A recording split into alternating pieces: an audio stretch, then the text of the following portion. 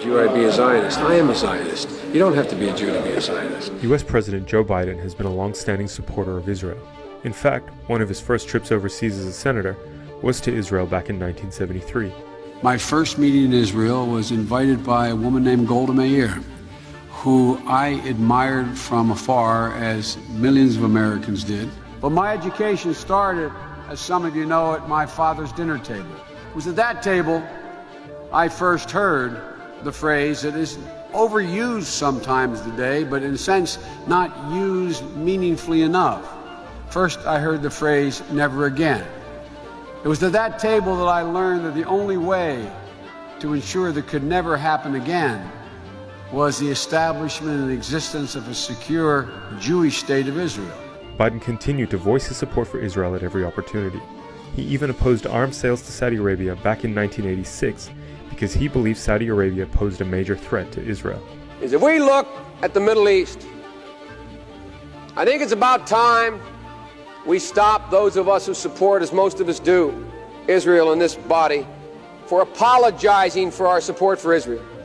There's no apology to be made. None. It is the best $3 billion investment we make.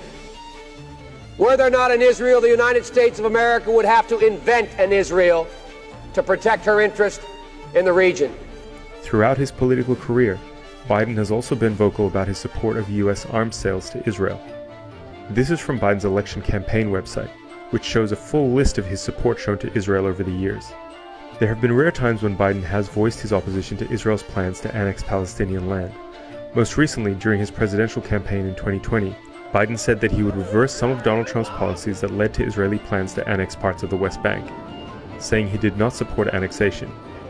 But then there's also a long track of Biden's unwavering support for illegal Israeli activity in the region. It's been reported that Biden once said he would go even further than Israel, adding that he'd forcefully fend off anyone who sought to invade his country, even if that meant killing women or children.